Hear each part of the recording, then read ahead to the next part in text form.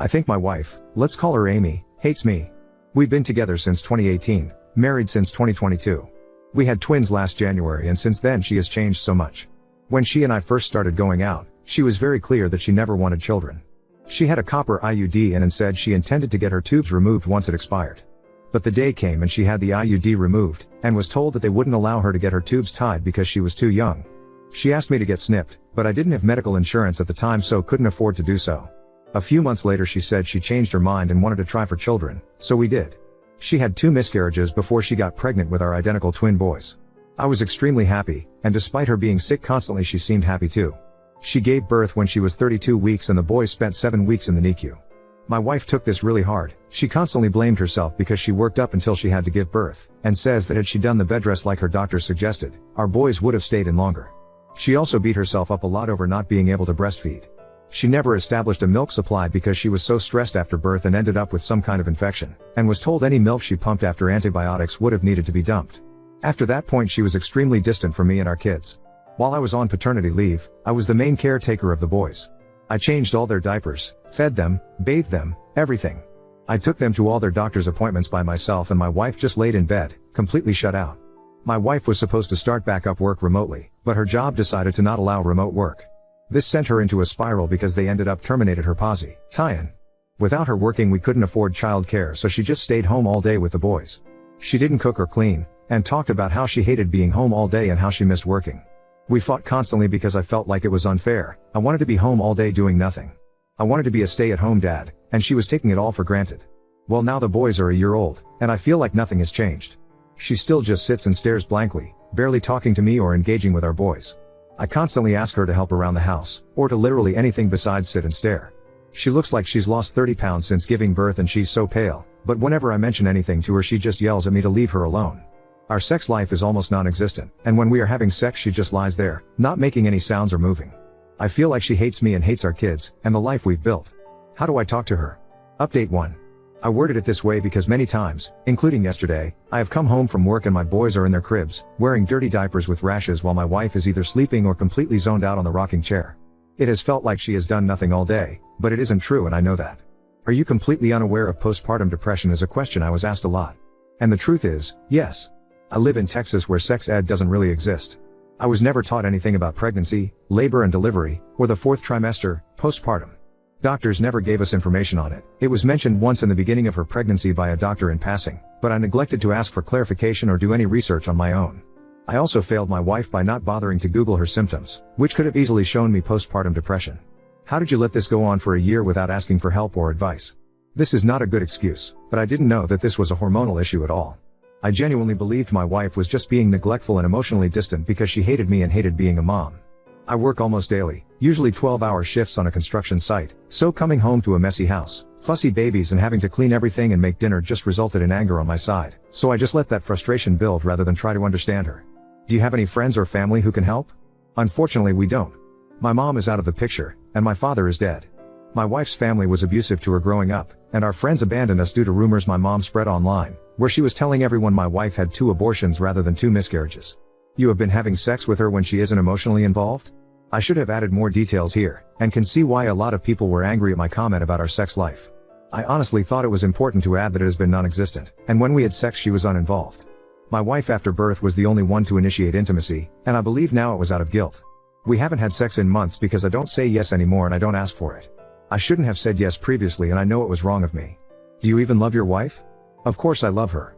I posted this out of anger and frustration, because I believed that it was she who didn't love me anymore and I thought I was the main problem. I made it all about me when it isn't me at all. It's this disgusting and awful disorder that comes after giving birth.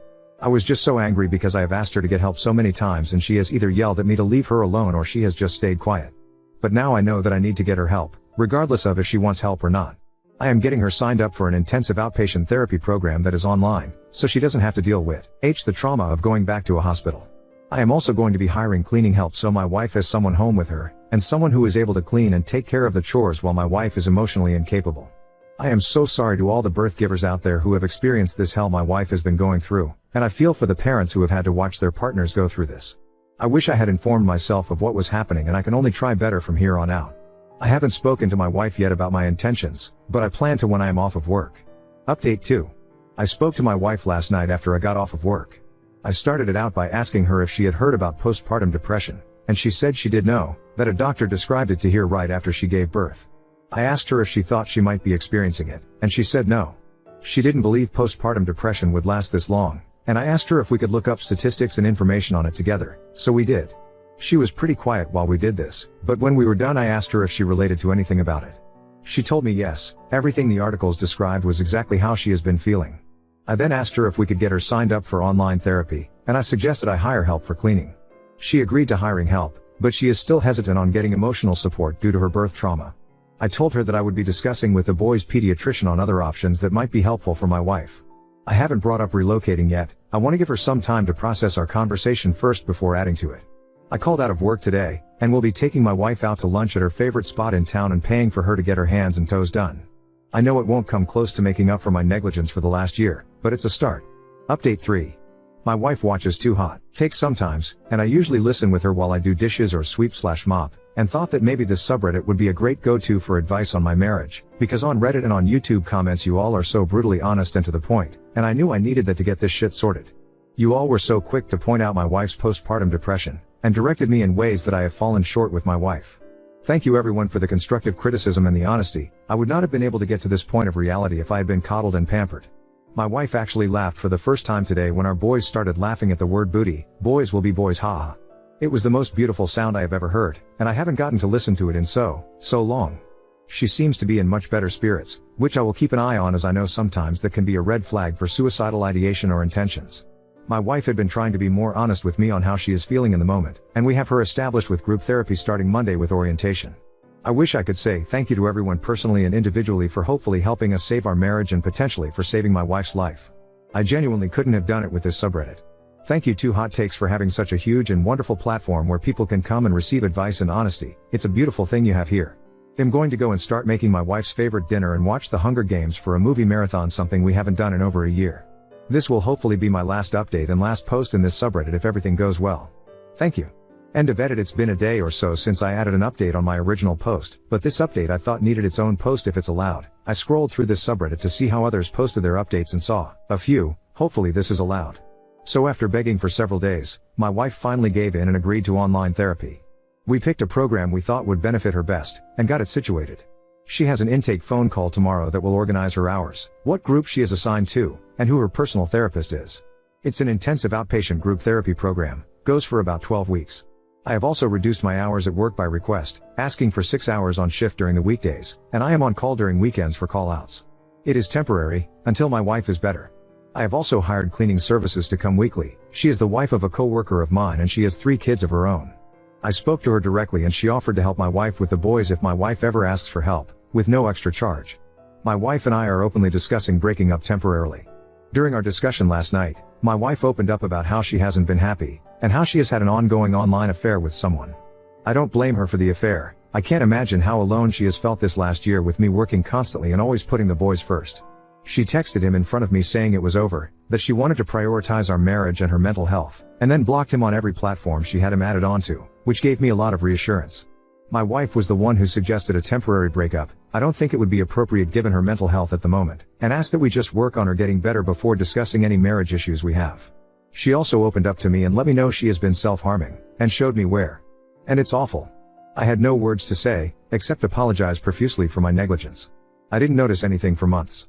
She said she started hurting herself after we stopped being intimate. She didn't have a reason why.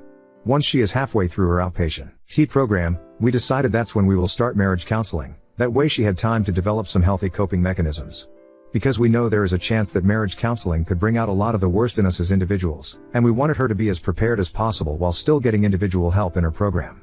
I will also be starting individual therapy once marriage counseling is set up, so I have a healthy outlet. Not the update I wanted to provide, but I hope that in the future I can give a better one. I'm honestly just glad my wife agreed to therapy, and is willing to work us out together. I will never be able to make up for the last 12 months I haven't been by her side, but I will try for the rest of my life with her to make amends for it. Thank you so much. I honestly have no valid excuse as to why we didn't inform ourselves of what could come with postpartum. We were both so focused on the pregnancy and making sure the boys were okay, especially after losing the 2 pregnancies prior, we didn't bother researching what occurs after birth. And that was negligence on our ends. I refused to throw in a towel, especially if she is willing to work with me through our errors. I fell in love with her, and when we got married we said through sickness and health, and she is very very sick. She just needs some help right now, and needed it a long time ago, but what I didn't know then, I do know now, and I will do my best to fix what I wronged. Edit, I have posted in this subreddit twice before this in regard to my situation if anyone wants context to this. I don't honestly have energy to answer questions in my messages or in the comments. This is going to be very jumbled and might not make sense. My mind is everywhere right now. I went to work 2 days ago, only for 4 hours because I had booked a flight for my wife and our twin boys that evening to go to northern Washington state to look at houses with our realtor. I had packed Yone's suitcases the night before and I was so excited to take the trip. I took a week off of work and planned to take us up the Space Needle and explore the ocean up there, as we have never seen the ocean before. Got home from work that afternoon and my wife was gone. My coworker's wife was there by herself, crying and trying to care for my boys who were also crying. When I asked her where my wife was and if she was okay, she told me my wife left a folder in our room and that she was gone. I of course called her, but it said this number you are trying to reach is inactive or unavailable. Or some crap along those lines. The folder had divorce papers, some already signed by her. She left a note and basically explained what was happening and what she did. She left me for the man she had an affair with. I guess he was an old coworker of hers. She fell in love and didn't want me anymore. Asked for 25% custody of the kids and left her number for her lawyer. What the fuck is 25% custody? Weekends only? Every other weekend? Asked that I didn't try to call or text her, that she has a new phone number. I don't know what I did wrong anymore. We were, I thought, on the right track. We started marriage counseling. We were going on dates regularly, communicating, laughing, enjoying each other. I thought everything was starting to improve. She was smiling and laughing so much more. She seems genuinely happier. She was even playing with our boys, something she never did before. How does someone seem so much better and turn around to do this? I know I had fucked up before. I neglected her and ignored all the red flags in her mental health. I acknowledge them and take full accountability. I told her it was all my fault, and I know it is. She has every right to leave me, but why did she pretend to be happy if she wasn't? If she wanted a divorce, why didn't she ask? I told her if that is what she needed and wanted that we could, but that I thought we had something to fight for, and she agreed with me. She told me she didn't want a divorce. She said she wanted to grow old and get married. She wanted to be with me. Now she doesn't? She says she has never been happy with me, that she felt forced to have kids when she didn't want any. I never forced her. I asked one time and when she declined I kept to myself. I was okay not having kids if she didn't want to go through having them. I was never going to force her into anything. I loved and respected her wishes. And I will respect her wishes now.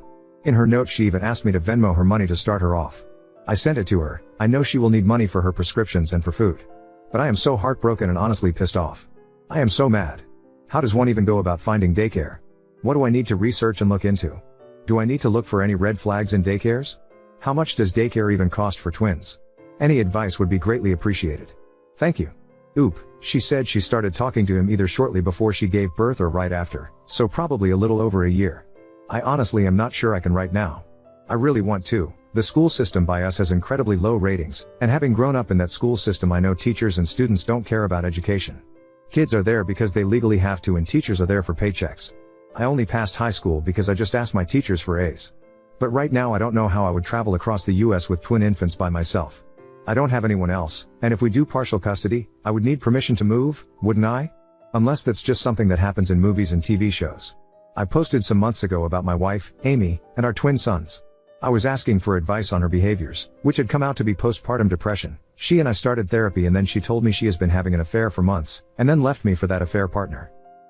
It's been a few months now, and just as shit started dying down my wife shows up at my fucking doorstep. This was on Monday. I legally had to give her our new address, and since we had moved from Texas to Washington, I didn't expect her to come up here. I knew she had been stalking me, not full-on creepy stalking, but she was checking out my Instagram stories on random accounts. I had her blocked. She would message me on these accounts to brag about her new life. She would talk about how good sex is with whatever STD-ridden guy she was fucking that week. She would send photos of herself in different beds, doing various inappropriate acts with different people. She would send photos of dime bags and booze bottles. Whatever she could send she did. No matter how many accounts I blocked. 2 weeks ago I just deleted my Instagram because I was fucking fed up, and I guess she took it upon herself to show up in person to harass me. I saw her first on my doorbell camera, as I was not home and my nanny was there.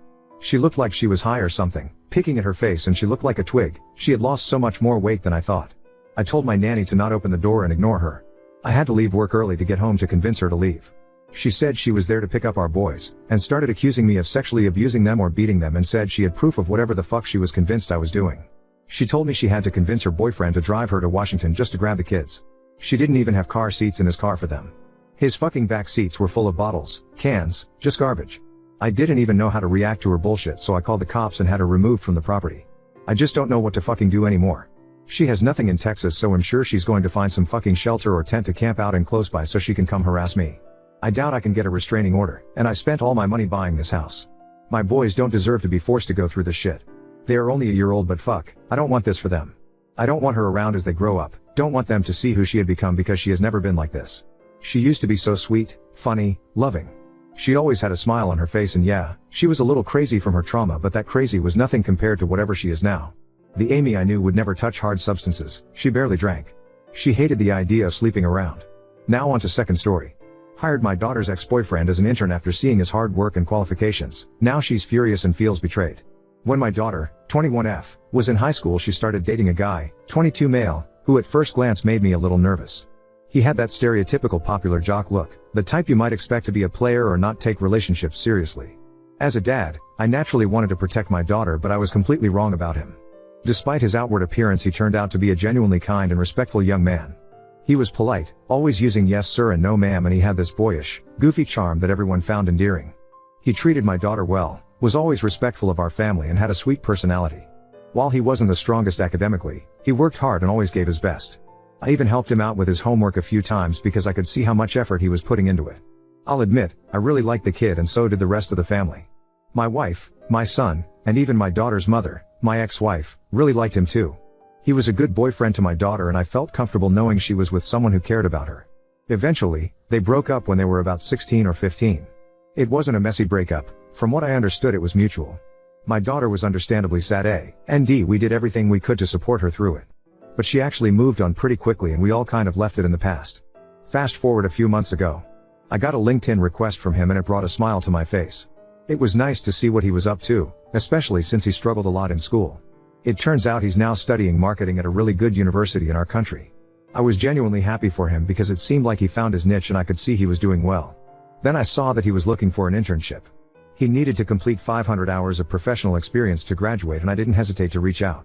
I told him that if he needed company, mine would always have a spot for him. We ended up catching up, and he told me about his new girlfriend, so he's moved on.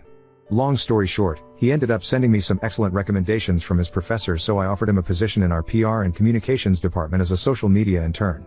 He's been an amazing addition to the team.